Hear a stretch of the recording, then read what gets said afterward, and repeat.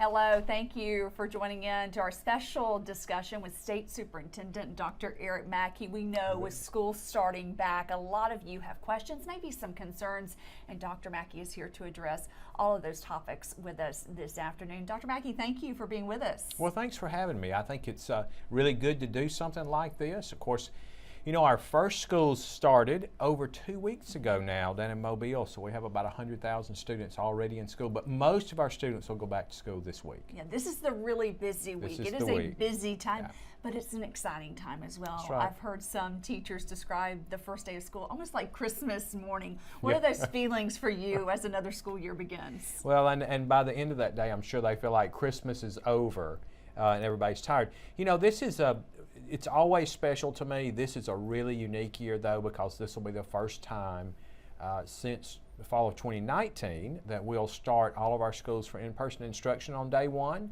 And of course, we know the 19-20 school year didn't end that way. So this is really our first chance since 2018-19 to have a full, complete school year all across the state. So I'm kind of like that child on Christmas morning again, too. I can remember when I was a young teacher and a principal, I never slept the night before school starts. And now that I'm over so many schools and they start over a 3-week period, I've gotten over that and realized, well, hey, we have to kind of work through it. But very excited about this school year.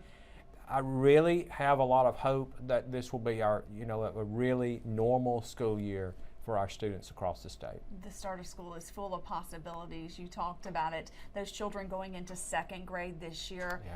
I have a child going into second grade. This will be the first full year for them that's somewhat normal. How excited are you that we are finally at that point? Well, it's taken a long time to get here, and I think that there were times during the pandemic when a lot of people thought we would not get here. Of course, we knew eventually we would get to this end. We still do have to deal with some things. We have a little bit of a spike going on now, but we're not seeing many really severe symptoms is what we're hearing from the schools, and so we're moving into a normal situation. One of the things that we're most excited about is a chance to get really back into the traditional reading, math, social studies, a full sports program, everything kind of back to normal. But I'll tell you something, this is interesting. I talked to a teacher, a parent last week. So their child is going into 3rd grade, I think, and they've never been in the school cafeteria. So one of the things that we're really going to have to work on this year is, so now you have these students, not just kindergartners, but 1st and 2nd graders who've never been in a school cafeteria, and they're having to learn those routines all over again that we normally would teach in that first year of school. It's exciting for parents to be able to go into that school cafeteria as well, because we missed out on that so much. As we start this new school year with those COVID challenges, a lot of those behind us, what would you say are the biggest challenges facing schools across Alabama? Well, with COVID, the one thing we want is for folks not to forget that the things that kept us safe during COVID keep us safe all the time. So, number one, hand washing. Just general hygiene for students. That we need to not forget those kinds of things. We're telling schools hand washing, hand sanitizer, those are things that are not just for COVID. They're generally good when you've got that many students around. If a child is sick, doesn't matter if it's COVID or not, if your child's running a fever, they need to stay home from school. And we saw more people during COVID who were willing to keep their kids home when they were sick because they were really worried about it. But it may be the flu, it may be a rotavirus. We don't know why they're running a fever, but if a child's running a fever, they show symptoms of sickness, they need to stay home. So those are things we're still concerned about. We know one of the oddities during the worst year of COVID, we had our lowest flu, the lowest amount of flu in schools that we had in over a decade. And so again, we think those protocols do help to protect children all year round. Beyond COVID, beyond those illnesses, those things, what are the priorities? The big priority is getting our academic program back up and running. So we know that many schools never closed down for COVID. They were open all the time, but we had students and teachers who were quarantined, cafeteria workers who were quarantined, so they might have to close here and there. We absolutely have to continue to focus on getting students reading and math back up. We just did this spring testing. We saw real growth, about 8% growth in math and about 2% in reading. for year over year. But if we look back and compare that even to 18, 19, there's still students who are struggling, who are behind. So the number one priority is get back on track with academics for all of our students. And again, many students did not lose ground. Some have gained ground, but many did lose ground during that time. Yeah, well, we're not as concerned about that virus spreading. We Absolutely. are still dealing with the impacts, including that learning loss. I've heard some teachers say that it takes 2 years to make up for 1 year of learning loss. Where would you say that we are in that progress right now, and what specific plans do you have to address it? So we know that with literacy in particular, we've been obviously hyper-focused on literacy, implementing the Alabama Literacy Act. About 22% of our students this year, third graders, showed that they were reading below grade level. Last year it was about 23%. That's actually better than I thought it would be after this time in the pandemic. What we have to do, though, is focus on those 22%. So some of them are way behind. And what we see are many parents continue to obviously work with their children to get extra tutoring, to make sure that their students stayed caught up. But the students who were not caught up, who maybe didn't have that support at home, are further behind than they would have been otherwise. So in other words, if they were, instead of being, let's say, 5 points away from grade level, they might be 25 points away. So we really have to focus on the most needy students right now. We're implementing really good professional development through our LETTERS program for K-3 teachers. We are focusing intently on early reading.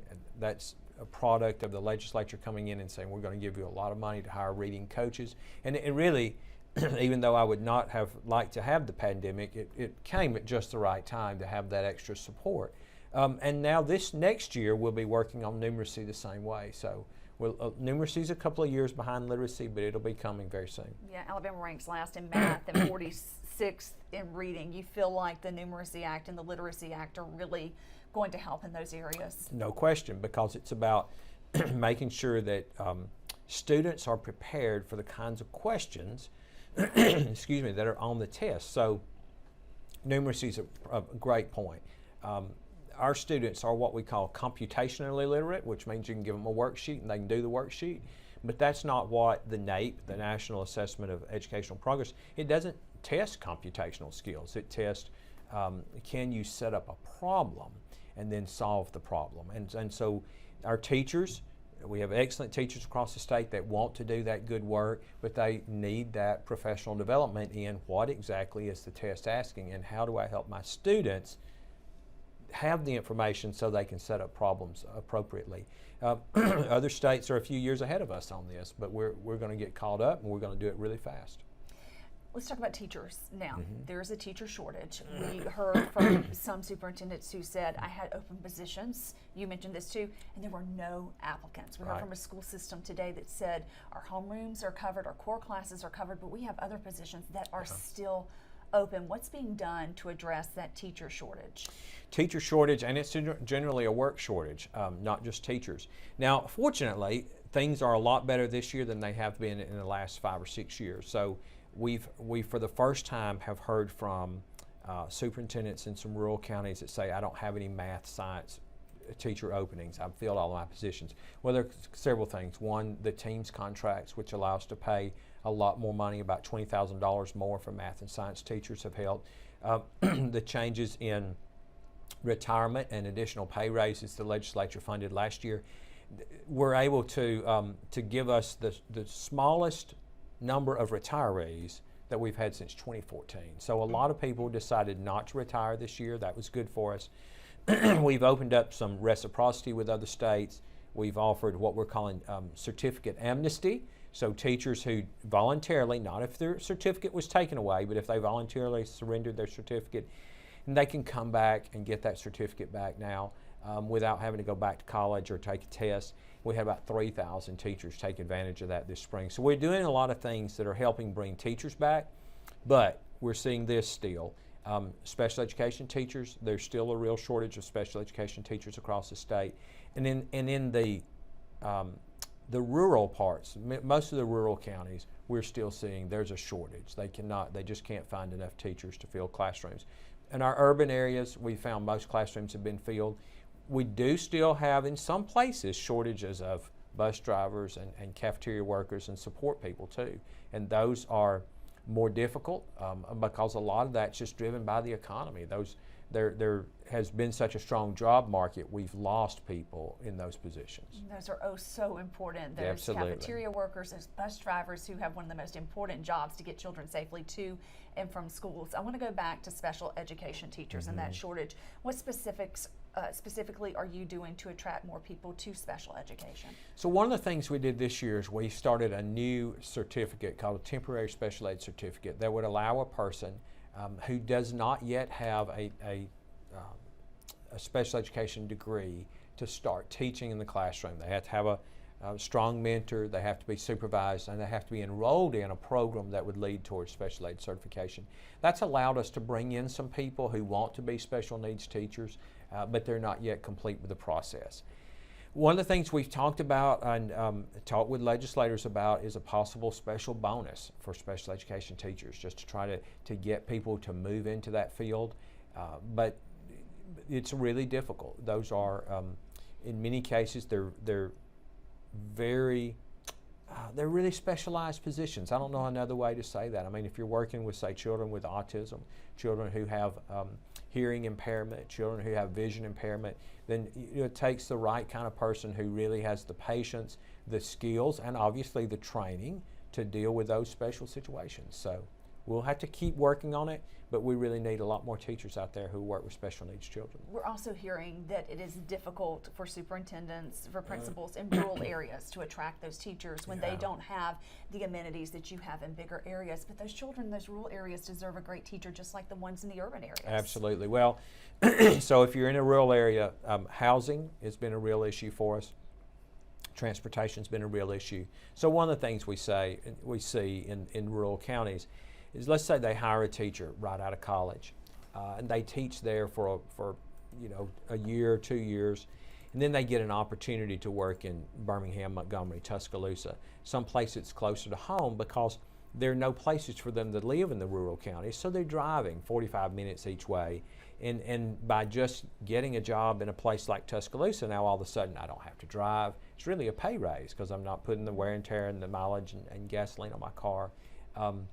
And so one of the ways we've talked about how do you offset that, well, it's, what kind of incentives can you use to get people to move to those communities? We have done loan forgiveness.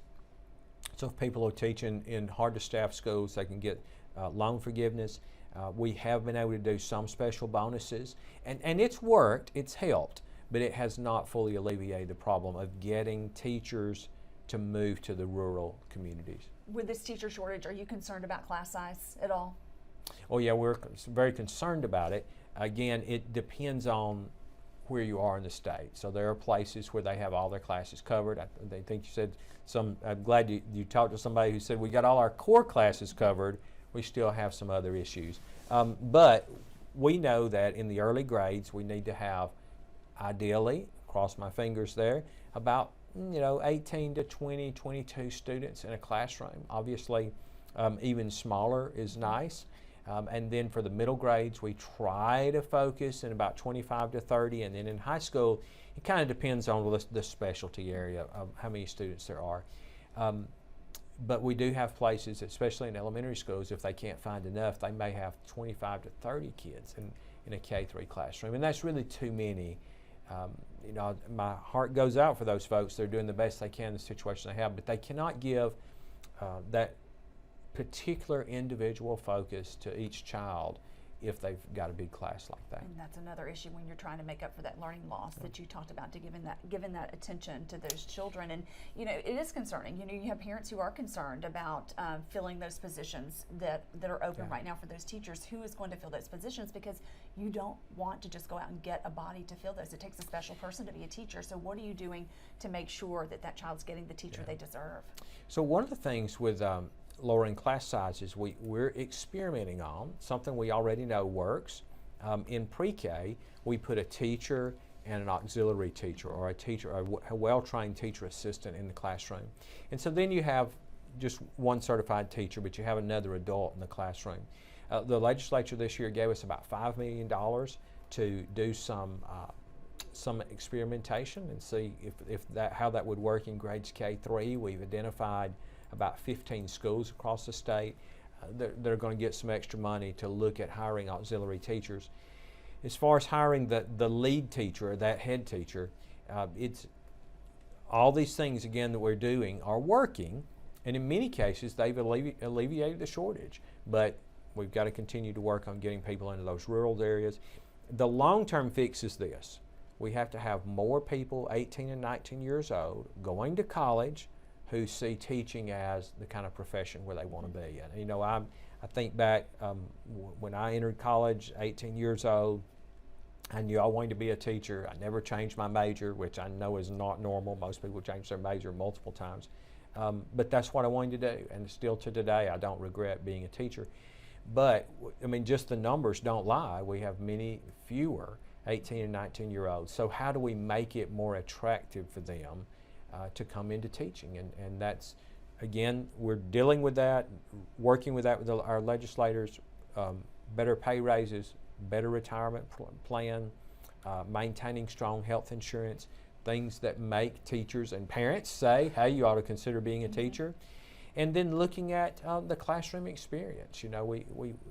A good classroom experience makes students want to come home. We know Grow Your Own is very important. We're encouraging Grow Your Own programs across the state. Yeah, we've been talking about a teacher shortage. What about a student shortage? We know a lot of parents transition to some other educational opportunities amid the pandemic. What are you seeing in enrollment numbers?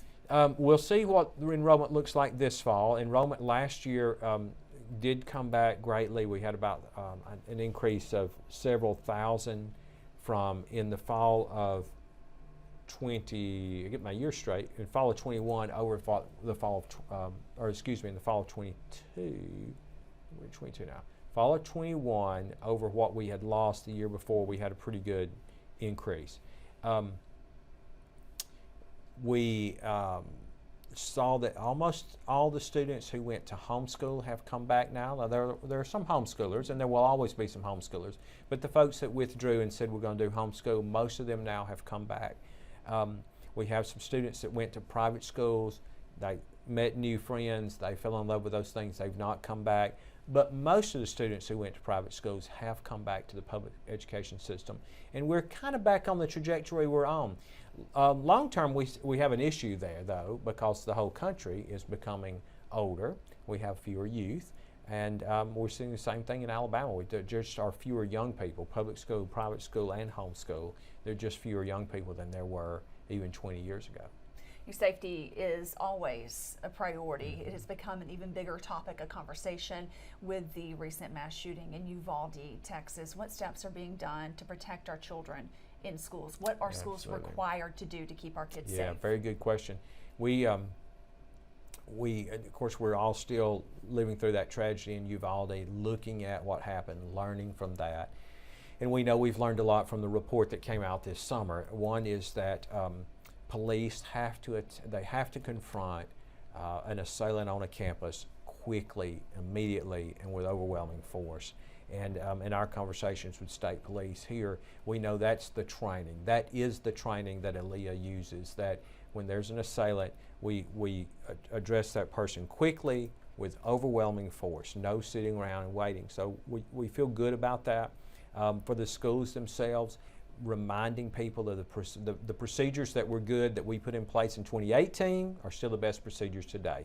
One, the most important thing for schools is secure the perimeter. So a school shooter's never gotten through a locked door, so we have to make sure the doors stay locked. We have to look for those kinds of things. Now that's not to say, and I don't want to be morbid, but I'm always honest with people. Look, we've had shootings as we know, in supermarkets. We've had them in parks. We've had them now at parades, unfortunately, and at concert. So things could still go on in other venues. But as far as coming into the school, keeping the school locked, keeping the perimeter secure, keeping classroom doors locked. Okay, the second thing, and this is the one where parents absolutely are the key and they have to help us, is if you see something, say something. I know we all hear that. We hear it when we're traveling through the airport. It's become a little cliche. But absolutely, in most cases, the person who came into the school was known to have a mental illness. They were known to have been threatening in the past, and sometimes right up until a day or two before the shooting. And so if you know someone in the community that appears to be violent, has made threats, certainly threats against the public or threats against a school, you absolutely have to let police know that right away. And then the last thing I would say is just remind people that we do have very safe schools. We put a lot of new training in after 2018, after the Parkland tragedy, and we continue to do that. Now this year, we're kind of amping that up, reminding people, because the pandemic has kept a lot of our safety and security measures, talking about the pandemic. We're reminding people, do their training. We have at least annual drills. So we have to do these things without scaring children. And I cannot overemphasize that. But children can be traumatized because of what they see on the news, what they overhear parents talking about. Look, school is an overwhelmingly safe place to be. A school bus, we know, is the safest form of transportation in America, period. And so children have to not be scared to get on a bus. They have to not be scared to be dropped off at school. They need to feel good. They need to feel safe when they go to school. Absolutely. You mentioned that training that the students go through. I spoke with a president of community college when they had the recent bomb threats on the community colleges, and he said we had 60 school students from an area school on campus, and he said they knew exactly what to do because they've been through that training at school. They weren't scared when they were faced with it, but they knew exactly what to do. They were prepared. Well, that makes me feel good to hear that. Unfortunately, that's one of the things we have to do. When I was a child, we did tornado drills, we did fire drills, but now we have to do active shooter drills and other things too. And students, again, if we do it right, they become acclimated to it. Then they're not scared when they're put in a situation like that. But again, please, parents at home, talk to your children so that in a way that they understand the importance of paying attention to it, that they feel honest talking to their parents and their teachers, but don't scare them. We need for children not to be scared to go to school. They need to feel safe and secure. You mentioned it. Mental health is a big part of school safety. Bullying is a prevalent problem. It can be more intense through social media with all this technology that we have now. What's being done to address bullying? What resources are available for a child who is facing bullying or is dealing with some other issue that's stressing them? Yeah, let's deal with bullying first. So if you see that your child's being bullied, that can be in elementary school, middle school, high school. We see a prevalence really picking up in the middle grade, 6th, 7th, 8th grade typically is where we see real problems. You have to watch for those signs because unfortunately that's also the time in life when kids quit talking to their parents so much. So look for symptoms of withdrawal, for things the student might be writing in a journal or just in the side notes on pages, anything that might clue you in that they're being withdrawn, that something's wrong at school. Lower grades, if their grades begin to drop precipitously, that can indicate bullying. Doesn't always, but it can. Talk to a teacher, talk to the school counselor. That we've got amazing school counselors out there who are looking for this situation. And then you mentioned social media. I can't tell you how much worse bullying is because of social media. Now, when I was a school principal, pre-social media, so we dealt with bullying at school. We always, society has bullies. We learn to live with it. We try to change the bullies and we move on. But now what we see are social media posts and conversations that go on at night.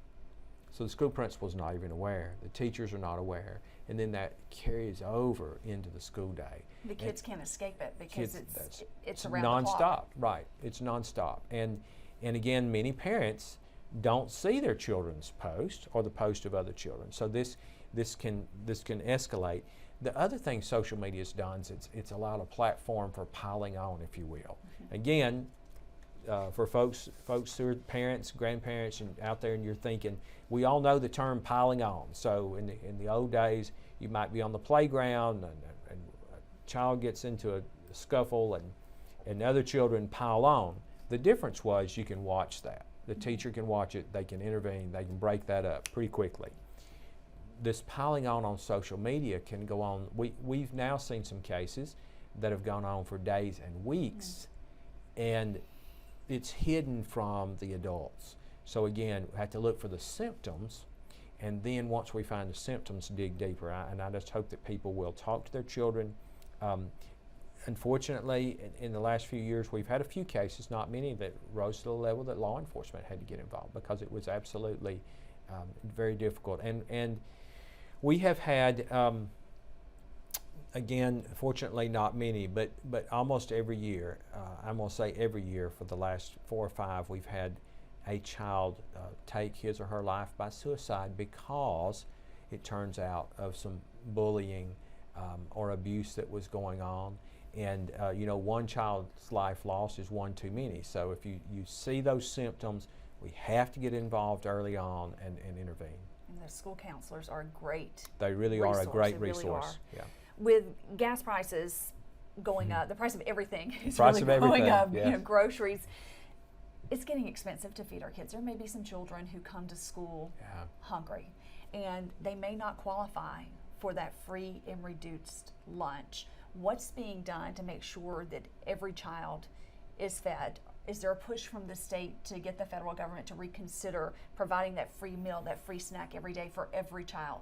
Well, there was a push, but that window's kind of closed now. So Congress had its last real opportunity in July to extend the free lunch for all children. So during the COVID pandemic, we did have free lunch for all children. Congress decided not to extend that. Now, we're really worried, I'm worried about the blowback, because what happens now is we have a group of parents whose children do qualify, but they've not had to fill out the old free lunch application. It's a very simple form, but they've not had to fill that out for the last 3 years. So now we're worried that people are going to show up for school. Let's say they've got a second grader and they've never filled out the form, and their child's eating for free. Now they're not going to, they may qualify, but their child's not going to get to eat for free because they didn't fill out the form. So one of the things we're doing is trying to support schools in a massive campaign to make parents aware that the form is back. You have to fill out the form to get support. For those students who may fall into that middle ground where they don't qualify, but they need food support at school, the schools are working with them. You know, they're going to do what they can to help make sure that every child eats every day. I really wish that Congress would go back and reconsider what, you know, the Free Lunch Act. It definitely worked well when we just fed every child, and I realize, I know I'll probably get a lot of comments on that, because there's a philosophical argument out there about whether the government should provide free lunches for all children at school or not. But from my perspective, trying to make sure that all of our children come to school fed, ready to learn, you know, it's an educational thing. We just want to make sure every child gets fed. I do think the vast majority of children who cannot afford lunch will qualify. They will qualify if they just will fill out the forms, but we've got to have parents' cooperation on that. Yeah, they have to fill out that form to get that for their children. You know, there are a lot of kids who are nervous about returning to school tomorrow. I had a friend who shared a story with me today. She said her granddaughter woke up and said, "My stomach hurts," and her mother said, "That's not until tomorrow. You have one more day." So for those children who are worried about going back to school, what should we tell them as parents, and how important is it for us to share those concerns with their teachers? Well, you know, it depends on the type of worry. So some children just naturally worry. I think I was one of those kids. I loved school, either as a teacher or school administrator, or I've been in school for, you know, a long time, almost 50 years. And I still get butterflies, as I mentioned, when school starts.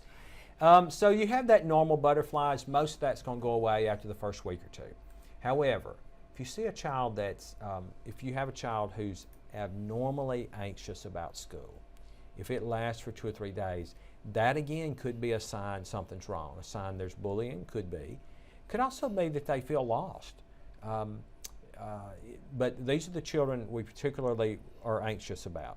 going to a new school. So whether that means you've moved to a new community or you've maybe moved from elementary school to middle school, going to a new school is really hard on children, and especially if they don't know any friends in that new school. Talk to the teacher. Teachers they're aware of this. They're always looking for children who need something special, and many times parents, it can just be a discussion with the teacher and say, hey, you know, Eric, Sally, they're a little anxious, they're worried about starting school. Well, the teacher may know who to seat that child with, how to help that child, make sure they make some friends at recess and those kind of things. So there are things we can do.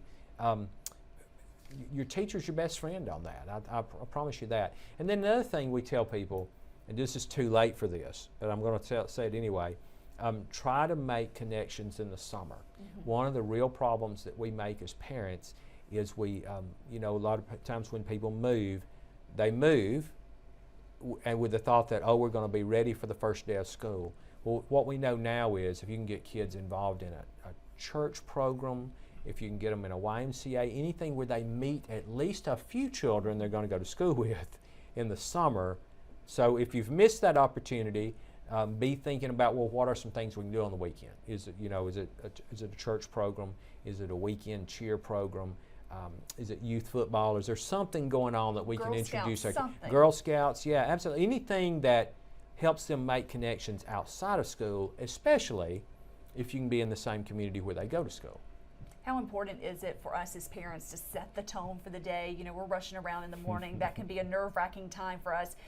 But how much do our emotions in the morning play over into the school day for our children? Lay out as many things the night before as possible. We all know that, but it is true to try to not add chaos and stress to the morning. Now, this comes from a dad who used to have to, you know, was running around the morning when I was a school administrator, so I was trying to get all my stuff together, and my poor kids grew up in school, unfortunately. They might be there from an hour before school started till 5 or 6 hours after it was over at night, dust mopping the floor. But they do feel our stress. Kids do feel our stress. So as much as we can be excited about the school day, and as much as you can, especially young children, try to drop them off at school. You know, a lot of our schools now have donuts for dad and muffins for mom, and try to go to those opportunities to show that you're engaged in the work at the school. I know everybody can't be at the school every day, but as much as you can, share school and the school experience with your children. Be involved. Be involved. And if your child's a car rider, talk to them on the way to school. Let's talk about school on the way to school. Now, you know, about half of our students in the state are bus riders and half are car riders, and obviously the bus ride's a different thing. Okay, and here's one other thing, and of course this is not a new thing, but if anything you can share with your child, parents who put little notes of encouragement in the lunchbox. You know, we know lots of moms and dads do those kinds of things, and you may say, well, my child doesn't take a lunch to school. Well, just find, you know, there are little ways to send encouraging notes to your child that they're going to find throughout the day. If you think they're anxious about school, those are really good pick-me-ups. Hey, those are good pick-me-ups for all of us, too. I would love that. I put a note every day in my child's lunchbox, and it can be a simple, I love you. And it makes her day, and she saves all of them. That's she great. Saves all of them, which, you know, I have to go throw them out later. Don't tell her, but she saves them. And it's just a simple note throughout the day that shows, hey, I'm not physically with you, but I'm still there with you. Right, because if they're anxious, then generally what that means is they're feeling a tad bit alone, that almost homesickness. So any connection to their parents is going to help during the day. I interviewed Dr. Karen Landers with the State Department of Public Health today. She's a pediatrician, and she said something that I thought was so powerful. She said, we only have one chance at childhood. We have one chance to get it right with our kids. Yeah. Karen Landers is one of my favorites, a great pediatrician who's been just a yeoman worker through the pandemic too. You know, she delayed her retirement, so she could help us get through this time together. So she is a great resource, and lots of words of wisdom from her, but I thought that was really powerful today from her, that we have one chance with our children. One chance. So we need to remember that when we're running around stressed in the morning, that we have one chance. It's so true, but it's also true that if you mess that chance up today, just pick it up tomorrow. Give yourself some So grace. yeah, give yourself some grace. There's going to be a day when it's just too stressful. There's too much going on. It's, you get through that today, have dinner together tonight, pick it up tomorrow and start over. Yeah, I want to take some questions now Sure. from our viewers. We have one that says, what is the setup for monkeypox? I did, speaking of Dr. Landers, during that discussion today, she said school children, that's not really the group that we're very concerned about with monkeypox. Yeah, true. So monkeypox, we know right now is just a disease for adults. Now, we've talked about it. We've definitely been conferring with our colleagues at Public Health, but I think there have been no juvenile cases still in Alabama, and almost no juvenile cases even worldwide. So it's really not an issue for children. Of course, it's a little more of an issue for our adults. We don't want adults spreading monkeypox in schools, but it's really just right now not an issue the schools have to deal with. I think a lot of people have been concerned because it comes on the back of the COVID pandemic. Is this another pandemic? It's not. It's a very, very different kind of disease. Not the kind of thing that we're worried about right now, but we'll continue to monitor it. I have another question asking about the COVID-19 money that schools received and how much of that has gone to HVAC systems in schools. Yeah, good question. So in real numbers, a lot of money, hundreds of thousands of dollars, probably into the millions now, have gone into HVAC systems. But whoever asked that probably wants to know, well, how much went into my child's school? Yes. So it depends on the age of the HVAC system. It depends on the style of the building, whether they've used money, COVID money for HVAC systems. One of the things we know is that COVID, but it could also be the cold, the flu, that turning air over, getting fresh air, clean air in, does help lower the incidence of spreading disease in a classroom, on an airplane, in a public mall, wherever you are. So a lot of our districts are looking at updating their HVAC systems. But I have to say, it's not just getting air conditioning. A lot of people have said, well, how do we use this to get air conditioning? To use this money, they have to have certain turnover rates. There have to be certain kinds of filtration systems. So it's more than just air conditioning. It's about better air quality. And I can't give you an exact number of how many, but I know I've talked to dozens of school superintendents who are spending some money at least on those HVAC systems for their schools. Speaking of AC, that air conditioning is our best friend right now, as hot as it is out there. We know those school buses can get really hot. What's being done to make sure the kids are safe on those hot school buses? Yeah, that's always something we have to deal with. We do have many more districts now that are buying air conditioned buses. So air conditioned buses are they're not the I'm not going to say they're the norm right now, but they're becoming more of the norm all the time. And I think you're going to see more and more air conditioned buses, but they do use more fuel and they do cost more up front. Otherwise, you just have to be really cautious. Most students are on early in the morning. The afternoons are when buses are really the hottest, and just kind of watching out for students who might get on the bus dehydrated. That's kind of our biggest issue. If they're dehydrated already and they get on the bus in the afternoon, then we can see some issues. But we really don't have many issues. Children are pretty resilient, but I'm not going to say it's comfortable. It's pretty uncomfortable riding around on a really hot school bus. Same way, some of our schools still don't have air conditioning too, and it's more, people become more acclimated. You may have some older viewers out there and they're like, hey, we didn't have air conditioning in our car, we didn't have air conditioning at home or at school. And that's true. We can certainly live in people can easily live in Alabama's temperatures. It's not like the Mojave Desert. But if you get acclimated, if you're in the summer, we see that with athletes now. If they're spending time indoors in the summer, they're in air conditioning, all of a sudden then they go out and they're playing football or they're getting really hot, then we see more cases of heat exhaustion because they're not acclimated. So that's one of the things we have to make sure people do is get used to the heat. I had another parent ask about their child in AP classes. They want to put this child in AP classes, but they're being told because of a previous test, this child cannot go into AP classes. Is that something that they can mandate? Hey, I want my child in this class. That's I would say that person, that's a very specific question. If they want to reach out to our office, They can even email me at superintendent, make sure you spell that. I always tell people there are no A's in superintendent or cemetery. So superintendent at alsde.edu, and we'll get them to the right person who can help them with that. But in general, AP courses are elective courses. I would imagine that school, and I don't know because I don't know the school and I haven't talked to anybody there obviously, but they're probably trying to make sure that the child is academically ready and will be successful in the course.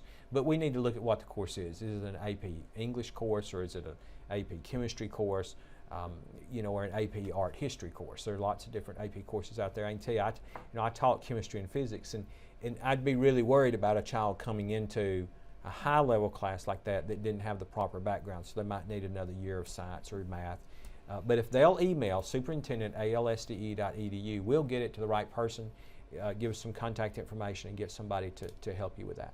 Before I let you go, I wanted to kind of end with this picture that was posted by our sister station, WBRC Fox 6 in Birmingham. They posted this on their Facebook page, and it's Gardendale Elementary School's principal, Tinker Rogers, praying over the school as students head back this week.